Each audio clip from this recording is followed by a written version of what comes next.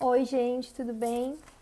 Meu nome é Karina Silva, eu sou integrante do Núcleo 2, para quem não me conhece, e esse é mais um Abocamentos. Hoje, nesse Abocamentos, eu vou dar uma introdução enquanto o pessoal vai entrando. Hoje a gente vai conversar, já vou chamar a Dani, que já está por aqui. A gente vai conversar com a Daniele Sampaio, que é produtora, gestora cultural, pesquisadora de políticas culturais e fundadora da Sim Cultura. Ela é bacharel em Ciências Sociais e mestra em Artes da Cena pela Unicamp. E desde 2006, ela atua em colaboração permanente com o ator Eduardo Okamoto.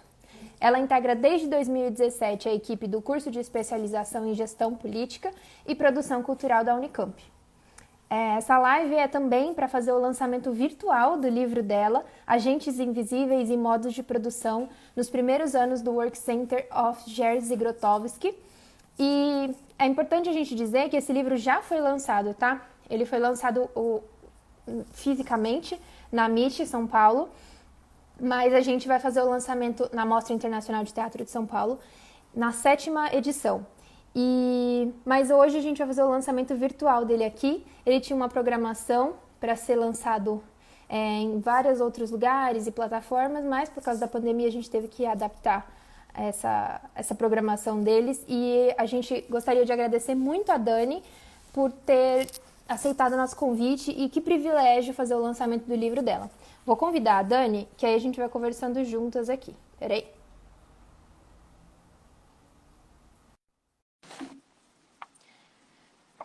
A Dani já está entrando. Gente, importante situar que o livro dela é resultado de 7 anos de pesquisa dela e foram 3 anos no âmbito da pós-graduação em arte da cena na Unicamp, com a orientação da pesquisadora brasileira Tatiana Mota Lima. Então, vamos conversar com Dani. Dani, tudo bem? Olá, tudo jóia?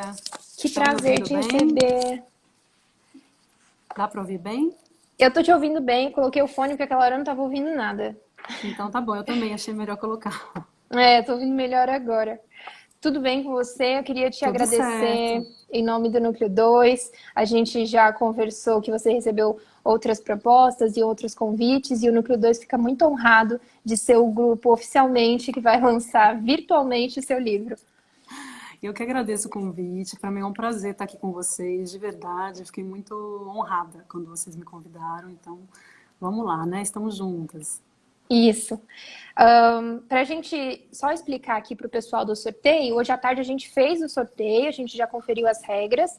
Então, no final, a gente anuncia quem foi o ganhador ou a ganhadora e dá mais informações sobre isso, tá bom?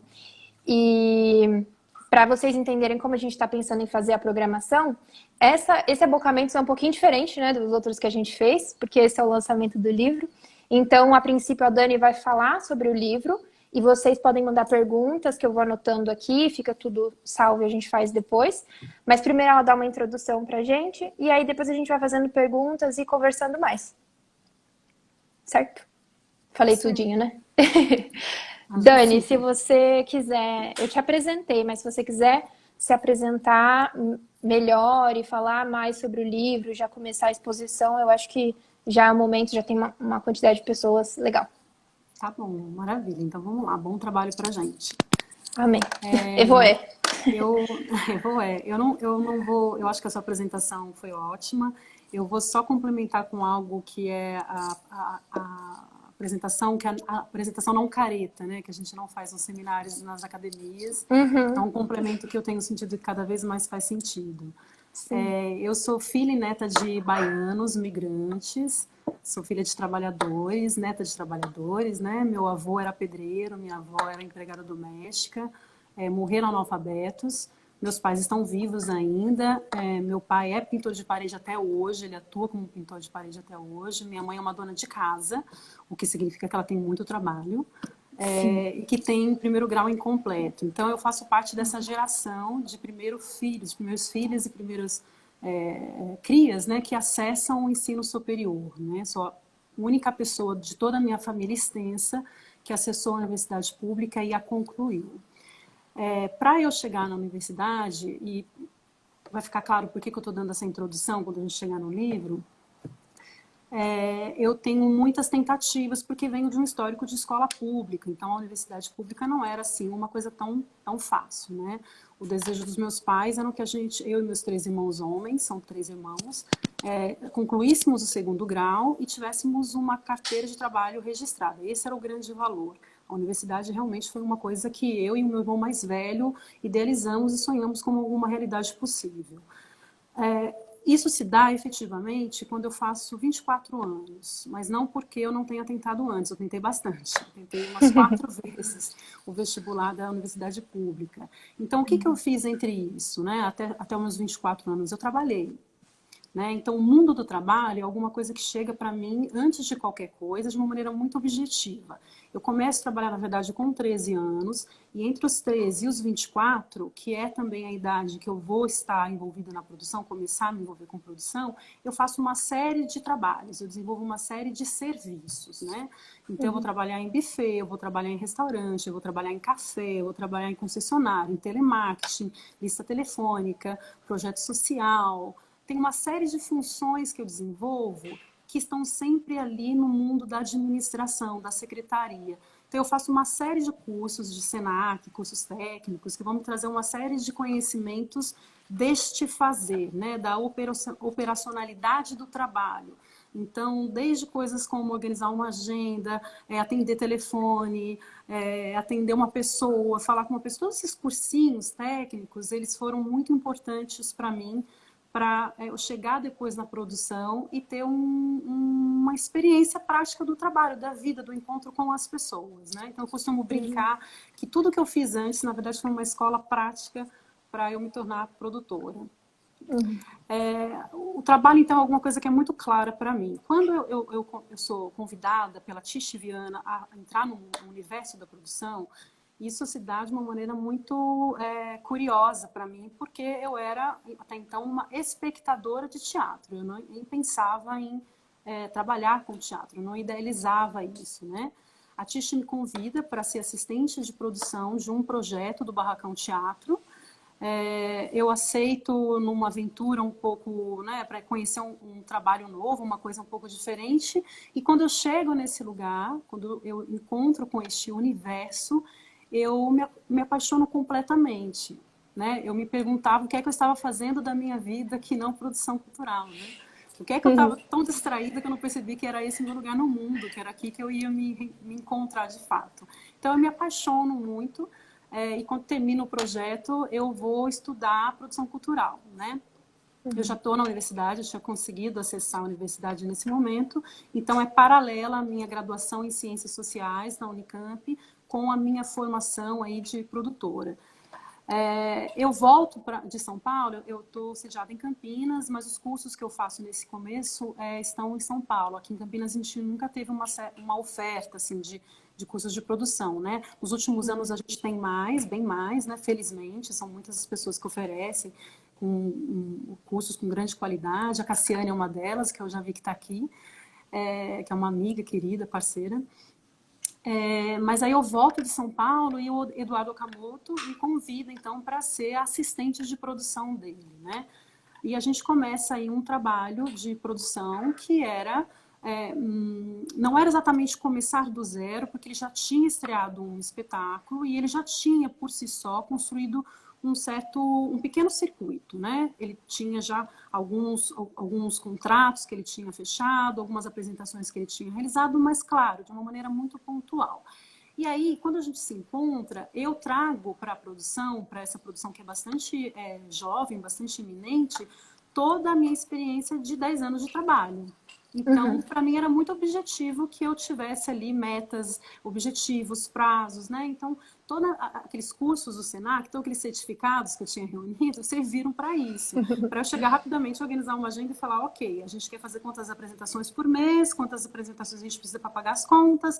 Era tudo muito claro, muito objetivo. Eu não tive muita dificuldade em relação a isso. Mas, efetivamente, isso não resolvia os problemas. A gente não fazia tantas apresentações, a gente não alcançava os circuitos que eram desejados por ele, e a gente continuava patinando, né?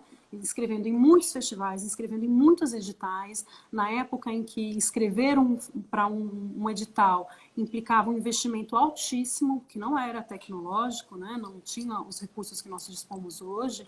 Então, fazer uma inscrição para um PROAC, que na época, em 2006, 2007, era PAC, a gente envolvia 5 volumes de projeto impresso, encadenado, colorido. Se você queria impressionar, o nosso caso era colorido, né? Então era mais caro. Tinha que imprimir os DVDs, tinha que gravar os DVDs, e num contexto que a nossa estrutura era sem computador, sem telefone, sem impressora, que é de muitas pessoas, né? Ainda hoje. Claro que é muito mais comum, mas é de quase todo mundo que começa nessas condições, que é o nada, né? A gente tem que fazer de tudo com os poucos recursos que se tem. Então, o desafio era um pouco esse, e daí é que surgem algumas perguntas que vão gerar esse livro no futuro. Não tinha nenhuma pretensão para isso, mas para mim é muito importante frisar, né, situar que este é um livro, na verdade é um projeto que nasce essencialmente da prática. Do trabalho cotidiano, né? É disso que eu tenho chamado de tecnologias do fazer, né? É dessa tentativa e erro, de você estar tentando. Então, eu tinha ali na minha frente, né? O meu contexto eu tinha um parceiro que era um jovem artista, completamente desconhecido, né? Ou pouco conhecido, que tinha um espetáculo, não tinha um repertório para tentar circuitos diferentes, eu tinha que acertar, eu não podia errar, entendeu? Era solo, o que envolve alguns preconceitos por alguns espaços, alguns circuitos não aceitam tanto assim. A temática não era exatamente para toda a família, né? Ela fala, dentre outros temas, sobre a chacina da Candelária, sobre assassinato de crianças. Então, não é uma temática que eu vou falar, olha, vamos colocar no domingo às 4 da tarde, aí ninguém vai tocar. E, para além disso, ela não era concebida para o palco italiano, ela era concebida para um palco alternativo, ela requeria dimensões mínimas de 10 por 10. Então, eu fui gabaritando nas dificuldades, né? A minha sensação era essa, tipo, então tá jóia. E, para além de tudo isso, eu estava num contexto de interior. Né? O que significa? Né? Vocês sabem disso porque vocês estão em Uberlândia. Estar no interior significa, de saída, que você não tem recursos e que você não tem a cobertura da mídia. Então, de fato, era muito complicado, né? Era muito desafiante, no mínimo desafiante. Então, esse trabalho, esse cotidiano, foi me trazendo algumas questões, né? Foi me colocando, me defrontando com algumas questões, né? Entre elas quais são os possíveis circuitos para um trabalho dessa natureza? É um trabalho que é investigativo, que é experimental e que tem a sua pujança, não é um trabalho comercial, não é um produto redondinho no papel de presente com uma flor que você vai entregar para alguém, né? É um trabalho que vai te gerar deslocamento, vai te gerar desconforto, vai te tirar da sua zona de conforto, por aí vai. Então, quais eram os circuitos possíveis para esse tipo de trabalho? Quem são os parceiros e as parceiras desse tipo de trabalho? E quando eu digo parceiros e parceiras, eu não digo apenas no sentido de pares artísticos que vão ajudar a conceber ou redimensionar a obra, mas efetivamente os seus financiadores, né, e os seus públicos. Onde estão essas pessoas, né? Depois, quanto seria em média a sobrevida desse trabalho, desse tipo de espetáculo, de projeto artístico? Por que eu digo sobrevida? O que eu estou chamando de sobrevida? É aquilo que eu chamo de pós-estreia. Porque, para mim, muito cedo ficou claro que estrear um espetáculo não era exatamente a maior dificuldade dos jovens agentes culturais, né, dos jovens artistas e produtoras e produtores, mas sim mantê-lo em cartaz. Mantê-lo em algum circuito possível. Então, para estrear, é fácil, se faz com o que tem, né? Acho que a gente tem inúmeros exemplos ao nosso redor de pessoas que criam, que reinventam, que superam suas dificuldades e faz nascer aí os seus trabalhos, seus espetáculos. Mas, efetivamente, elas não encontram modos de manter esse trabalho em circulação. E, por fim, a pergunta que aí me afetava diretamente era qual é a função da produção nisso? Como que a produção pode agir de maneira sensível, porque não é um trabalho que você vende apenas, né? Que você faz, olha, estou aqui vendendo um produto para você. Não é isso que nós estamos falando. Então tem que ter uma relação que é outra, que é uma relação sensível, de escuta, de observação, de delicadeza, né? Para você conseguir conceber qual é o melhor lugar para colocar esse espetáculo, quais são esses circuitos, não é qualquer não é qualquer lugar, não é qualquer circuito, não é qualquer público, no sentido de que isso é concebido mesmo em diálogo com a produção. Então, como que a produção se coloca diante disso de maneira sensível, mas também efetiva, no sentido de trazer resultados, porque senão a gente só fica nas declarações de amor e o aluguel não é pago, né, gente? Então tem que ter concretude, né? Enfim, essas questões elas ficam muito fortes para mim, tem muitas frustrações, a gente demora muito para começar efetivamente a circular por festivais, a entrar, a ter editais aprovados e reconhecimento, né? Isso que se chama de reconhecimento, enfim. E aí, em 2011, eu ganho um livro chamado Terra de Cinzas e Diamantes, que é do Eugênio Barba, que é um livro que me coloca em contato pela primeira vez com o universo de Jerzy Grotowski. É claro que Grotowski já era um nome conhecido, né? Ele era já uma referência para o Eduardo Okamoto, desde que a gente começou a trabalhar juntos, mas como eu não venho das artes, eu venho das ciências sociais, esse nome era um nome X. Através desse livro, que para mim é um livro em que é um livro de produção, eu não sei se quem leu esse livro concorda comigo, mas quando eu li, para mim, era um livro de produção. E é um livro, para quem não conhece, é um relato do Eugênio Barba, contando como ele, então com 26 anos, conhece Grotowski, então com 28 anos, e juntos decidem tornar essa pessoa, esse artista, conhecido. Né? Grotowski era completamente desconhecido, ele era um jovem polonês, a gente vivia um momento da Guerra Fria, né? Estou falando de início dos anos 60, efetivamente no período de 62 e 63, em que a gente tinha o mundo capitalista apartado ali da Polônia, então Grotowski não acessava esses recursos e tudo mais, a visibilidade, né? Ele estava muito isolado ali numa produção de um Estado que era autoritário, tinha censura, uma série de dificuldades, não tinha passaporte, não podia sair dali. E esses dois jovens inventam maneiras, desenvolvem táticas e estratégias de superar todas essas dificuldades e conseguir tornar Grotowski um artista reconhecido internacionalmente. Aqui tem um cuidado que eu gostaria de destacar. É claro que isso não é o que faz que Grotowski seja efetivamente reconhecido, porque em 65 ele vai realizar a primeira viagem internacional e dali para frente é um estouro, né? Ele é reconhecido rapidamente pelo mundo todo. É claro que antes das táticas e estratégias existe um projeto artístico, isso a gente tem que ter em mente.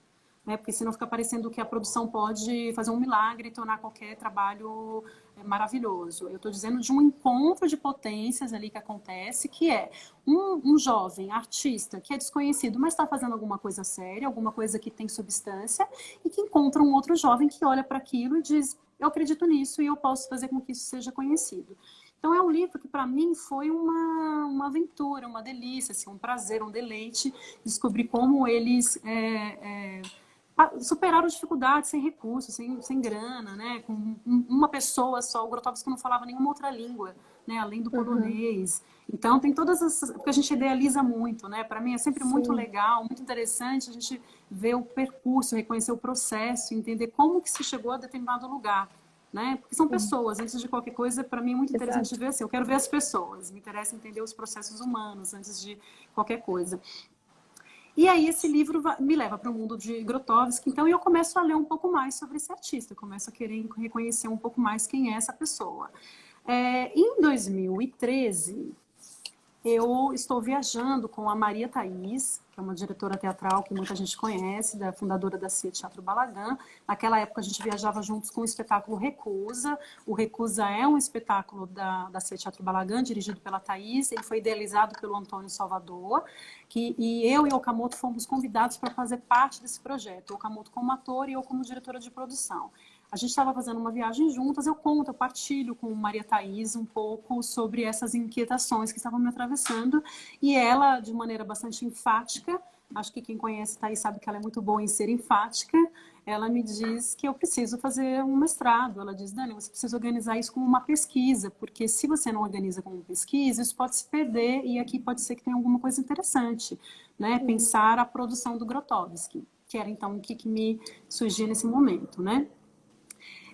E aí, Thaís, ela vai ser uma primeira parceira muito importante nessa pesquisa, porque ela vai me apresentando a uma série de agentes que foram muito fundamentais para a construção não somente da pesquisa, como do próprio livro. Então, por exemplo, em 2015, a Thaís me apresenta a Tatiana Mota Lima, que é reconhecida como uma das principais pesquisadoras de Grotowski no Brasil. Eu não conhecia a Tati, conheci ela através da Maria Thaís, e inicialmente o meu projeto com a Thaís era que ela fosse orientadora do projeto na USP. Mas acontece que eu estava... Em 2013, eu estava desenvolvendo uma pesquisa como bolsista no Ministério da Cultura, pela Casa Rui Barbosa, no Rio de Janeiro, em torno das políticas culturais do Brasil, as recentes, né? mais especificamente sobre o programa Cultura Viva e os pontos de cultura. E eu tinha essa bolsa até 2014. Então, o meu plano com a Thaís era, depois de 2014, quando defender em agosto de 2014, a gente senta e conversa para a gente ver esse projeto de mestrado na USP. Mas aí, em outubro de 2014, eu tive meu filho. E eu decido com o Thaís, né, a gente tem um diálogo muito aberto, muito franco, de que eu não quero ir para São Paulo fazer mestrado, eu quero estar aqui com o Caetano, né, quero estar aqui vivenciando essa experiência que a vida me trouxe. E ela me diz, então você tem que fazer na Unicamp e quem tem que te orientar é o Cassiano Quilic. Eu abro, então, o sistema de pós-graduação da Unicamp e vejo o nome do Cassiano e, para minha surpresa, eu vejo também o nome da Tatiana lá, que não é professora da Unicamp, ela é professora da Unirio, mas que por uma sorte, uma grande sorte, ela estava credenciada no programa naquele momento, porque ela co-orientava uma outra pesquisadora que também pesquisava Grotowski. Maravilha, né? Não, Perfeito. perfeito, exatamente, muita sintonia. E aí a Maria Thaís me diz, é ela, tem que ser ela, esse projeto é para a Tatiana te orientar. E ela me apresenta a Tatiana, e Tatiana então se torna minha grande parceira nessa segunda parte da jornada, né, que é a parte acadêmica.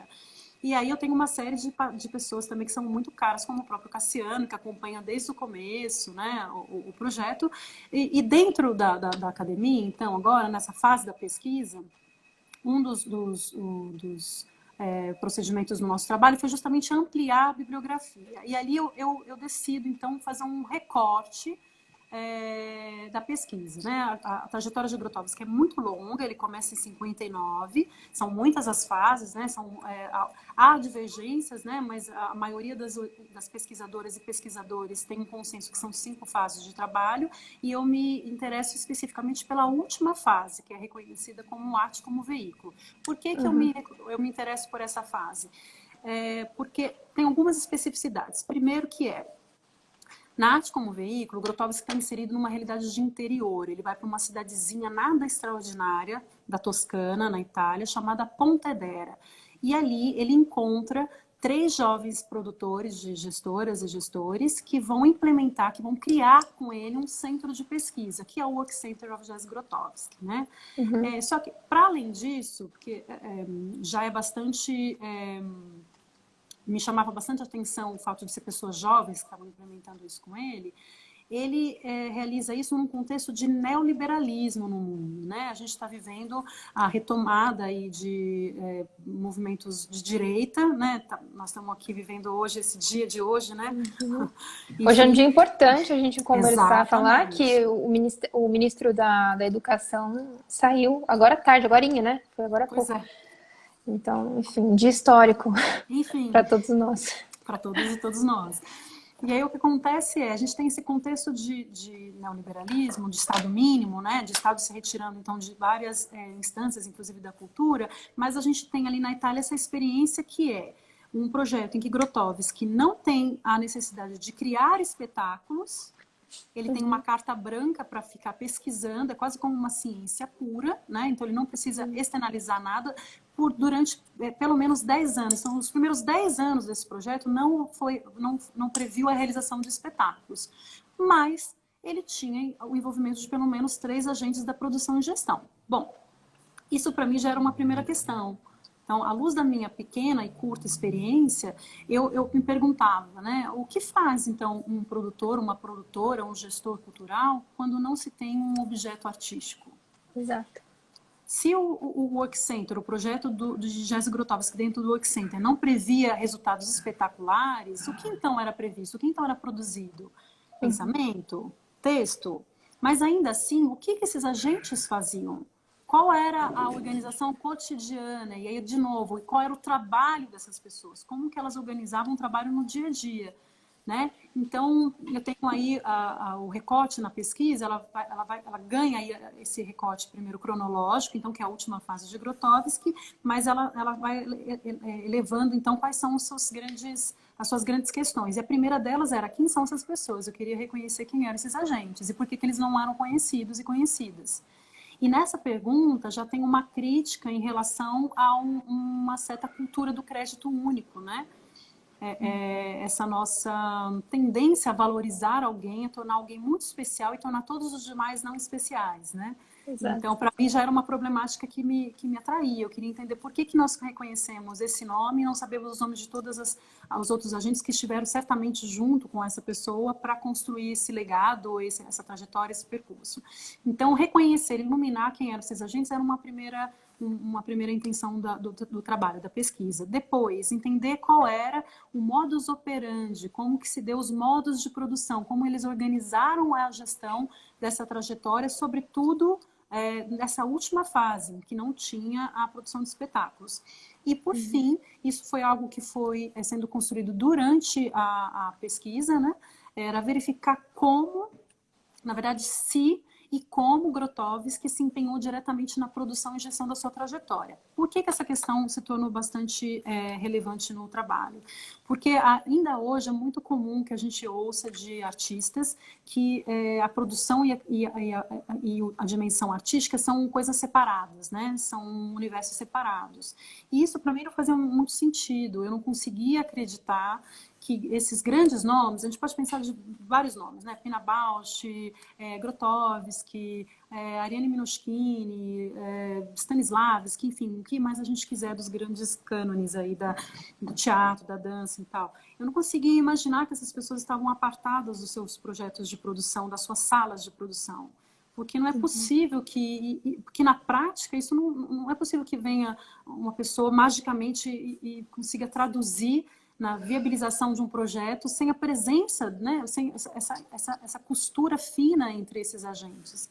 Então, para mim, era interessante verificar se ele estava presente e se estava, como ele esteve presente. Para isso, a pesquisa ela envolveu uma viagem até Pontedera e a entrevista a algumas e alguns dos agentes que estiveram juntos com o de Grotowski na fundação do Work Center. Aí nisso tem os 3 agentes de produção e de gestão, os 2 artistas que são seus grandes, são seus eleitos ali para estar ao lado dele em vida e depois para ter o legado, né, a responsabilidade do seu legado, mas também outros agentes que estiveram presentes em outros momentos da vida de Grotowski, para a gente também não ficar num discurso muito idealista, muito romântico, né? Era importante para a gente também escapar dessa perspectiva, às vezes, colonizada, né? Ainda mais eu sendo uma mulher afro-brasileira, latino-americana, uma voz do sul, indo lá para o estado do norte, ler uma obra, olhar um objeto de um artista que está num outro mundo, outro lado, né? Então, para mim era muito, muito importante, e a minha formação nas ciências sociais me ajudou bastante com isso, que é de não ir com olhos colonizados, idealizados, romantizados, né? Me interessava muito ver o trabalho, reconhecer o que é de luz e o que não é de luz em todos esse trajeto, porque é nisso que a gente aprende, a meu ver, né? Nas contradições, a gente entendendo como as pessoas são complexas e por aí vai. Enfim, eu acho que é um pouco isso que o livro traz, né? São esses três grandes recortes, né? O reconhecimento aí da natureza colaborativa dos processos criativos, né? Por isso agentes invisíveis, né? Eu acho que é importante dizer que para mim não interessa destacar o trabalho de produção ou de gestão nas trajetórias artísticas. O meu interesse, na verdade, é destacar a natureza colaborativa antes de qualquer coisa, né? Não é a gente tirar esse rótulo de especial de um lugar e levar para o outro, né? Mas a gente justamente problematizar que a gente torne uma pessoa tão especial em detrimento de todas as outras, mas a gente reconhecer que são muitas as mãos e mentes envolvidas para que um único artista esteja em cena, né? Para que uma única pessoa possa cantar, são muitas as pessoas que se engajam para que isso seja possível, né? Esse é um projeto também que envolveu muitas pessoas, né? Eu não queria deixar isso para o final, que eu tenho um pouco medo de esquecer, mas o livro ele foi feito enfim, é o resultado de 7 anos de pesquisa, né? Desde que, muito antes de entrar nessa fase acadêmica. Eu tive aí inúmeras parcerias, inúmeras pessoas, eu tive muita sorte, mas eu queria falar o nome de algumas aqui para a gente não Claro. deixar escapar. Pode ser? Importante, importante, claro. Que bom, obrigada. A primeira delas, né, é o Eduardo Okamoto e o Eduardo Colombo, que foram os primeiros interlocutores da pesquisa, ainda quando ela era só perguntas mesmo, das mais simplórias. Depois a Maria Thaís, a Tatiana Mota Lima, a Carla Polastrelli, o Cassiano Quillit, que foram os meus parceiros e parceiras na fase acadêmica, né, da pesquisa. Depois a Maria Helena Cunha, que está aqui, que eu já vi, que assina o prefácio do livro, o Valmir Santos, que assina o pós-fácil, o Fernando Vilar, que assina a orelha e esteve presente também na defesa, enfim, contribuiu muito para essa parte da escrita final. O Vitor Carvalho, que é quem cria a identidade visual desse trabalho, eu vi que ele está aqui também. O Vitor foi muito sensível porque ele conseguiu traduzir em um objeto a pesquisa, tem uma série de cuidados, assim, de delicadezas, né? É um artista, assim, é um dos agentes invisíveis que estão presentes aqui. Aos sonhadores da editora Javali, especialmente ao Assis Benevenuto e ao Vinícius Souza, que foram as pessoas com quem eu mais conversei na editora, e a Mariela Siqueira, que é a minha parceira aqui na produtora, que esteve aqui durante os anos em que eu estava olhando para os livros, né? Se ela não estivesse aqui, isso não seria possível também. Então, um pouco isso, para começar. Bem importante a gente falar da editora Javali. Eu tô olhando para baixo porque eu vou anotando as coisas também. E eu ia falar no começo, mas eu falei, não, vou esperar ela falar do livro, porque aí depois eu falo. A editora Javali fica sediada em Minas Gerais, né? E ela é específica de teatro. Então é muito importante a gente falar deles e do trabalho que eles desenvolvem, porque é realmente muito, muito importante. E a Nina Pires, né? Falei certo, da fotografia. Falou. Das fotos também, lembrei de falar dela. Bom, depois de tantas coisas, eu vou fazendo as perguntas e vou comentando, mas só para dizer aqui também que eu conheci a Dani por um curso de produção que eu fiz durante essa quarentena, e aí a gente se aproximou. E o Narciso disse, continua o contato com ela, porque ela é uma figura muito interessante e tudo mais. E eu fiquei com morrendo de vergonha, falei, não, vou pensar. E aí acabou que a gente se aproximou mesmo. Então eu quero agradecer o Narciso, porque ele que fez essa ponte pra gente estar aqui hoje. Quando eu propus pro núcleo todo de convidar, foi aceito por todo mundo. Eu acho que isso foi muito legal, assim, a gente está aprendendo muito com você. Além do lançamento do livro, é uma aula live. Estou aqui com a minha folhinha para anotar tudo. E acho que a gente pode começar falando de como foi a sua programação para esse lançamento do livro, né? E como que essa situação toda que a gente está vivendo mexeu com tudo. Porque você chegou a lançar na MIT e aí tinha uma programação e não teve. E aí eu acho que é interessante você comentar como foi o lançamento e tudo. O lançamento nacional ele aconteceu na 7ª Mostra Internacional de Teatro, né, no dia 8 de março, lá no Itaú Cultural. E aí, uma semana depois, a gente iniciou a quarentena, né? Quando eu digo a gente, eu digo algumas pessoas começaram a quarentena, né? O Brasil está decidindo quando vai entrar, né? Até agora tem umas que não entraram. Exatamente. Então, sim, eu tive a felicidade de, nessa primeira semana, nessa única semana que o livro pôde vir ao mundo, a gente conseguiu fazer com que 65 unidades exemplares chegassem à mão de pessoas. E isso para a gente foi um marco muito significativo, porque é uma surpresa, né? Um livro de produção, e a gente teve aí a interlocução de pessoas da crítica, das artes, da dimensão criativa, que eu quero dizer, né? Da produção, da curadoria. Então foi uma felicidade, assim, né? Entender que há interesse nesse diálogo, há um terreno fértil para esse debate.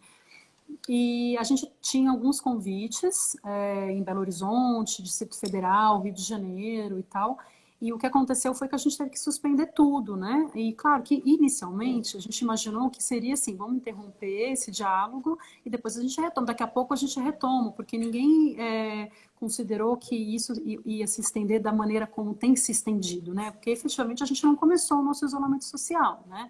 A gente tem aqui A gente tem a experiência aqui em Campinas, por exemplo, a gente está voltando agora do nosso isolamento social, mas efetivamente a gente não viveu um isolamento social, não, pelo menos enquanto país, né?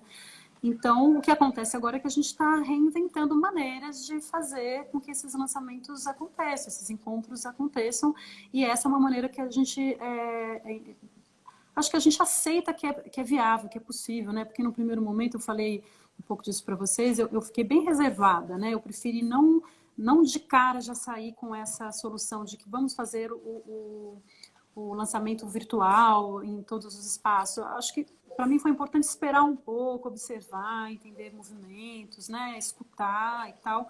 Mas aí quando a gente olha para o nosso cenário, a gente fala, ok, é isso, né? Essa aqui é uma realidade já, essa é uma maneira já de produção, né? Isso já é um modo de produção na vida de muitas pessoas, então vamos lá, vamos dialogar com isso de uma maneira saudável, efetiva e tal. Então, esse aqui é o primeiro, vão vir alguns novos aí para frente, eu ainda não posso falar, Tá mas bom. a gente vai divulgando Assim que tiver, você Isso, manda que a com gente divulga certeza. aqui. A gente avisa assim. Mas importante falar desse planejamento, que é uma das coisas que eu aprendi com você e com os outros profissionais daquele curso, que sobre produção, porque era focado, para as pessoas entenderem, o curso era focado para esse momento. Era pensar a partir desse momento que a gente está vivendo, né, como que a gente ia continuar produzindo e fazendo gestão a partir disso. E o planejamento, acho que é a primeira coisa, né, de um bom produtor e um bom gestor. Você parar, entender como que é o seu grupo, onde que ele se localiza, qual é a política cultural que ele tem, aonde ele está inserido, né, o que é possível para ele, e entender agora como que, e aí isso já liga na próxima pergunta, que é como que você enxerga agora a cena teatral e mesmo a produção, a gestão, nesse momento agora, né? Porque aí a gente não tem um prazo. Mesmo que o isolamento social acabe, porque nem começou direito, mas que ele acabe e a gente volte, a gente sabe que o nosso setor é o último a voltar. Então a gente não tem uma previsão mesmo. E aí tem uma pergunta em torno disso, para você comentar o que você acha, espera, como você imagina, como que estão as coisas para você, assim. Tá. Eu acho que talvez seja importante dizer que esse curso, né, que você mencionou que a gente se conheceu e tudo mais, o curso se chamava Vai Passar, ele foi idealizado pela Isso. Maria Helena Cunha, da Inspire, né, e junto com ela idealizou e convidou 4 agentes culturais do Brasil, né, eu era uma delas, mas tinha também a Michele Antunes, que está aqui que eu vi, o Rômulo Avelar e o Chico Pelúcio, e juntas e juntos a gente inventou alguma maneira de estar conectado com as pessoas. O desejo foi muito esse, né? A Lena pode complementar aqui, a Michelle também, se tiverem a vontade de fazê-lo. Mas acho que o desejo foi muito de estabelecer primeiro uma conexão, né? Para a gente era muito importante entender assim, onde estão as redes, a gente reconhecer que nós não estamos sozinhos e sozinhas, que essa angústia era uma angústia, era um denominador comum que nos atravessava, mas que juntos e juntas a gente também poderia construir saídas. A gente deveria aí se exercitar nessa imaginação para pensar modos de sobreviver e de continuar produzindo de algum modo dentro dessa nossa nova realidade. É claro que quando o curso foi realizado, a gente também não imaginava que ia demorar tanto. Né? Embora eu tenha certeza que elas e eles ainda reiteram que vai passar, porque é claro que vai passar. Né? Claro que vai passar, a gente vai atravessar isso, né? E a gente vai sair forte disso com essa experiência. Por isso que é bom estar consciente, né, da potência desse momento, com todos os seus desafios, mas estamos vivos, estamos atentos ao que está acontecendo e estamos respondendo a isso, né, conscientemente, né, não de maneira mecânica, não de maneira desesperada, mas olhando para isso, observando, entendendo como é que a gente pode responder criativamente, efetivamente, politicamente diante disso. Então, isso é um adendo, né? Uma informação importante. Eu acho que o planejamento, eu vou falar bastante a partir da minha própria experiência, assim, eu acho que o planejamento é importante para tudo, independente de ser artista, independente. O planejamento, eu não consigo nem imaginar uma vida sem planejamento, né? E para mim é muito importante essa clareza de você perguntar aqui você veio, né? Aqui, o que você está fazendo aqui? A sua passagem aqui, qual o sentido dessa passagem? De uma maneira, é bem existencial o que eu estou dizendo, mas é muito honesto, é a maneira mesmo como eu imagino. Assim, como que você não responde algumas perguntas que são essenciais, né? Dentre elas, assim, o que eu estou Por que eu estou fazendo o que eu estou fazendo? Por que eu estou ao lado dessas pessoas? Por que eu escolho fazer isso e não aquilo? Por que eu vou por aqui e não por ali? Essas perguntas nos trazem um reconhecimento que eu acho que é muito importante para a gente entender, então, para onde a gente está indo. E se esse lugar que a gente está indo é um lugar que a gente está indo conscientemente, ou se é só um lugar que a gente está indo porque a gente está cometendo, aí trazendo para o mundo da criação, do teatro, né? Porque a gente está cometendo a produção, né? Então, abre a agenda aí, o que nós vamos fazer hoje? Tem um edital aberto? Vamos escrever. Ah, que ótimo. Aí tem festival aberto? Tá, Exato. isso é um modo de fazer, mas ele é exaustivo, ele cansa e ele te leva muitas vezes para lugar nenhum. Tem uma certa insatisfação crônica aí que se instaura, que você pode até apresentar, você pode até chegar em lugares bacanas, mas você não está construindo nada conscientemente. Então, o planejamento, me parece que é uma ferramenta, né, um modo de pensar a produção, a criação, que é organizada. Você reconhecer onde você está e onde você deseja ir. Onde você vai chegar, a gente não consegue determinar, obviamente, mas a gente está consciente desses passos, né? Eu digo que quando a gente faz o planejamento, a gente consegue, inclusive, dizer não sem culpa, sem medo de estar perdendo alguma coisa. Você consegue dizer, não, eu não vou fazer esse edital, porque isso não tem, né? Sem culpa, sem aquele desespero. Então, eu acho importante a gente ir definindo o nosso projeto artístico, né, com isso. E quando eu digo o nosso projeto artístico, é porque eu não acredito que o projeto artístico é só da dimensão dos artistas, mas é também das pessoas que são leais a esse projeto artístico. Então, eu, por exemplo, escolho em 2006 ser produtora e estar ao lado de um artista que é o Eduardo Okamoto. O projeto artístico do Okamoto se torna ali o meu projeto artístico.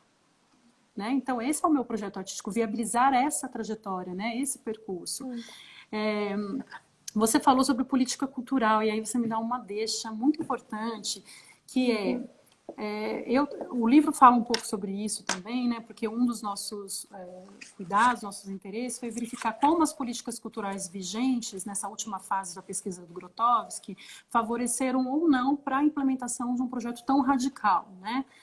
De novo, né, que é um projeto de pesquisa artística que é quase como uma ciência pura, assim, né? Ele é totalmente fechado em 4 paredes, não tem publicização de nenhuma parte do processo. Então, como que isso é possível e ainda financiado, né? Então, para mim, era interessante verificar quais eram as políticas que favoreciam isso e como essas políticas foram forjadas, o que a história nos conta. E aí, eu não vou dar um spoiler, porque o livro está aqui, mas porque eu acho que é mais importante a gente falar de uma coisa que está acontecendo agora, né? A gente está em dias muito decisivos do ponto de vista da aprovação, da sanção da Lei Aldir Blanc no Brasil, né? A gente tem até o dia 30 de junho para receber a sanção dessa pessoa que é chamada nosso presidente. E o que significa essa Lei Aldir Blanc? É muito além da possibilidade de renda para pessoas, né? E renda significa dignidade, cidadania, né? Condições de ser reconhecidos como cidadãs e cidadãos brasileiros. É bem além disso, porque a sua implementação, todo o instrumental que ela vai exigir para ser implementada, ela vai deixar um legado para nós, que é extremamente estratégico para o avanço de políticas culturais que já estavam em curso no país e que foram radicalmente interrompidas a partir do golpe de 2016. Então, estarmos atentas e atentos ao debate em torno dessa lei emergencial é extremamente importante nesse momento, né? Então, eu aconselharia a quem ainda não conhece, quem ainda não está sabendo, a verificar. Tem um canal no YouTube que se chama Lei de Emergência Cultural, e há um curso gratuito disponível, são acho que 5 ou 6 aulas que explicam a lei. As aulas são longas, são de 3 horas. Se alguém não tiver tempo de ver tudo, eu aconselho pelo menos a primeira, que é a Lei Aldir Blanc de ponta a ponta, é bem pedagógica, bem didática, porque ela é um instrumento que, se sancionado, vai nos possibilitar uma virada de jogo muito grande. É muito simbólico o que a gente está vivendo aqui, né? Tem uma série de ações que vão ser implementadas em função dessa lei, né? Uma rede que vai ser concretizada de todos os municípios, porque ela tem um aporte histórico, Karina, que a gente nunca teve na história das políticas culturais do Brasil inteiro. São cerca de 3 bilhões que vão ser implementados e, pela primeira vez, vão ser direcionados a todos os mais de 5.500 municípios brasileiros. Então, isso é muito utópico, é quase um sonho que está sendo realizado. Eu juro, no primeiro dia de curso eu chorava, eu falei, eu não acredito que eu estou viva para ver isso. Então, eu quero estar viva, eu quero que sejamos todos vivos e vivas para ver isso. né? Que o Estado está presente no âmbito da cultura em cada um dos municípios desse país. E aí viabilizar com que essa rede que vai ser construída seja depois aproveitada para a implementação de muitas outras políticas que já estavam em curso, né? E que a gente vai poder também aprimorar. E por último, como eu vejo a cena agora, né? Eu tenho consumido com muita prudência. Eu tenho um filho de 5 anos, então, que não tem aula, então é claro que o Lindo. tempo aqui é outro, né? Sim. E aí eu tenho cautelas, aí eu equilibro bastante o tempo em que eu estou me dedicando a estudo, a trabalho, a pesquisa e tudo Claro. mais. Então eu vi algumas coisas interessantes, eu acho que teve um primeiro começo em que as pessoas estavam muito apavoradas, acho que é normal, é isso, né, de querer responder imediatamente dizendo que como que vai ser o teatro, como que vai ser a partir de agora. Eu entendo essa ansiedade, eu acho que ela não é tão necessária, porque é isso, é uma transição, a gente está passando por alguma coisa, e é claro que vão ter saídas, vão ter maneiras de lidar com isso, né? Então, eu vi algumas coisas que eu achei bastante interessantes, de pessoas que estão conseguindo se apropriar da tecnologia e fazer alguma outra coisa, que eu não sei se a gente chama de teatro. Exato. Eu, pessoalmente, quando falo teatro, eu penso assim, encontro físico, eu quero ver a pessoa aqui, ao vivo, né? É uma Sim, perspectiva sim. muito pessoal. Mas a gente não precisa negar uma, nem, né? Como que se reinventa? Eu acho que é um grande momento de se reinventar. Então, eu vi uma experiência com a Grace Passou, que foi o Frequência 2020, que foi um trabalho que ela fez para o SESC, que eu achei muito interessante. Eu vi agora, essa semana, um trabalho do Gil Gifone, do Silvério Pereira, chamado Metrópole, em que eles estão realmente ali pesquisando, eles estão radicalizando, eles estão experimentando, mas de uma maneira muito corajosa, muito inventiva, né? A cena a partir do dispositivo do celular. Então, se eu for responder do ponto de vista pessoal, nós estamos bem quietos. Estamos meditativos, estamos observando e estudando bastante, né? Estudando isso também, né? Observando esse Exato. contexto todo e entendendo um pouco, observando. Agora eu vejo pessoas que estão conseguindo responder a isso de uma maneira muito criativa, agora, neste momento, né? Esses são os 2 exemplos que eu trago aqui agora que me ocorrem, que me parecem que são pessoas que estão conseguindo já sinalizar para alguma coisa possível. Tem um trabalho também muito interessante do Eduardo Fukushima, ele faz uma videodança muito interessante chamada Silêncio. Tudo isso está disponível, acho que é fácil de encontrar no YouTube. É um trabalho muito sensível, muito bonito que ele fez agora também, durante a pandemia. Enfim, eu acho que é isso, assim, a gente inventa, né? O teatro não vai morrer, né? Não tenho Não, nenhuma dúvida em relação a isso, não tenho nenhuma crise, nenhum já passou medo. por outras crises e sobreviveu e Certamente, certamente, né? É uma transição e, claro, ela vai deixar marcas, né?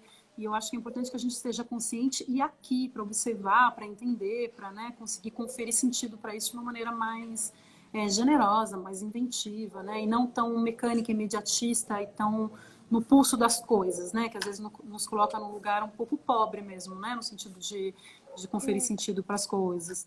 Um pouco isso. Exato.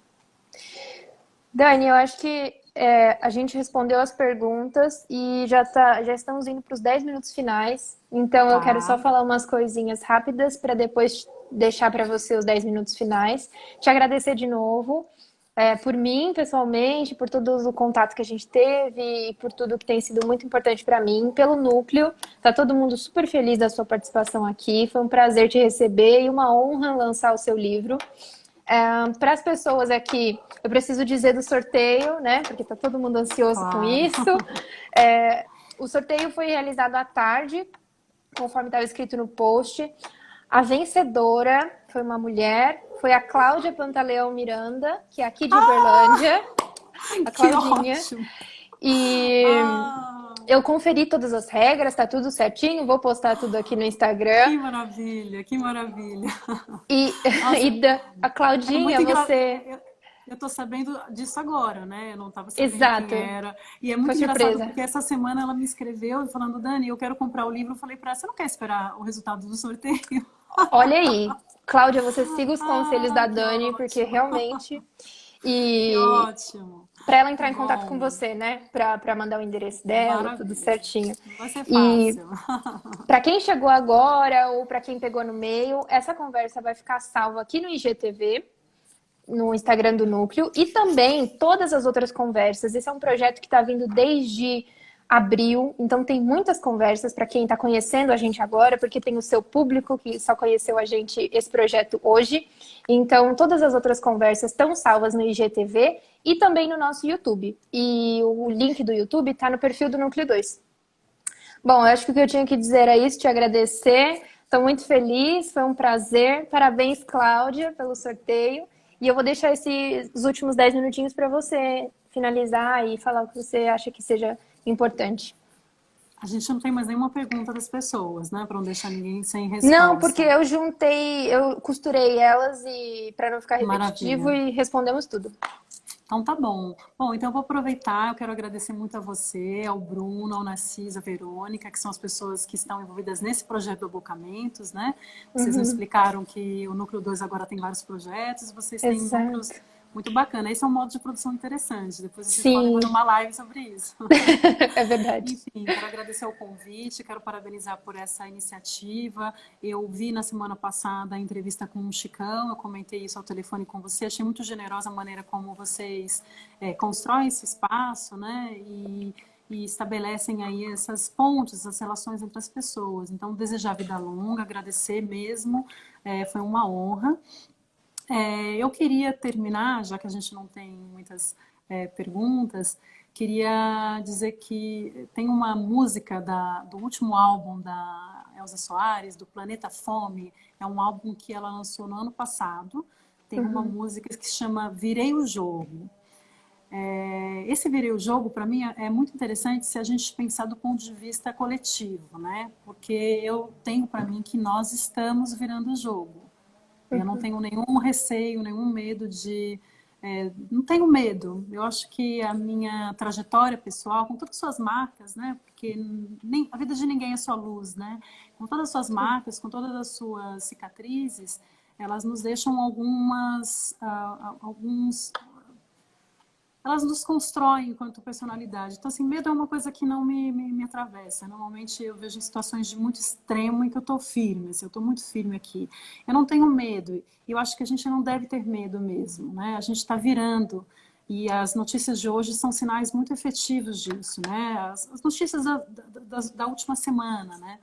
E tem Sim. uma frase dessa música que eu trago muito forte para mim, que ela diz assim: se vem de não, eu vou de sim.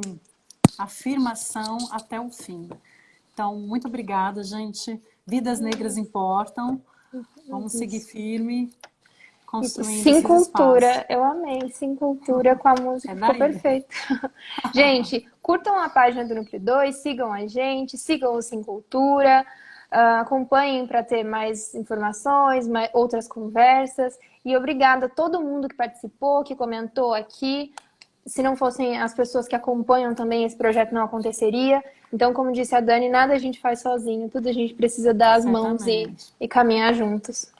E tem o YouTube, né? Que vocês têm também, né? O Isso, canal. isso. Como eu disse antes, o link está no nosso perfil. E aí vocês podem clicar. Geralmente a gente coloca o link da última entrevista. Mas pode clicar lá que no canal tem todas as entrevistas e os abocamentos.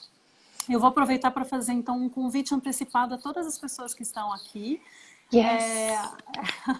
assim, tem um projeto, dentro dos projetos que assim desenvolve há alguns anos, a gente tem o Café com Produtores, que é um projeto que reúne normalmente agentes da produção cultural, e quando eu digo da produção cultural, são todas as pessoas que eu entendo que estão ali na produção cultural, artistas, técnicos, críticos, né? O campo da produção cultural de uma maneira bastante extensa. E a gente gente está admitindo o formato digital dos encontros, né? Desde 2016 ele acontece de maneira presencial aqui no nosso estúdio, em Barão Geraldo, e agora, a partir de 30 de junho, a gente vai começar uma série de encontros que são como esse que a gente está realizando aqui, né? Ai, que demais! Vai ser um café live, café ao vivo, né? E o nosso primeiro convidado é o Gé Oliveira, do Coletivo Negro. Ele vai abrir essa série no dia 30 de junho, às 17 horas. A nossa primeira divulgação entra na segunda-feira que vem, na nossa página, no nosso feed da Sim Cultura. A gente também está no Facebook, enfim. A gente vai noticiar em todos os lugares. Tá? Então, dia 30 de junho, às 17 horas, nosso primeiro Café com Produtores online. E para comprar o livro, ele está disponível no site da Editora Está Javali. disponível. O livro ele pode ser comprado diretamente com a Editora Javali ou com a gente através do direct da Sim Cultura ou do inbox do Facebook. O valor é o mesmo, a única diferença é que se compra com a gente vai com dedicatória. Muito mais especial. Para quem quiser questão. Mas é Sim. isso. Tá certo. Dani, Tá muito obrigada, foi um prazer. Obrigada A gente vai se falando e que venham outros encontros. E é isso. Encontros. Muita Que a arte gente e continue se cultura pra gente. reinventando. Amém. Muita É arte e isso. cultura pra gente. Até. Obrigada, Obrigada, gente. Dani. Um beijo. Obrigada a todo Um mundo. beijo. Tchau, Tchau. tchau.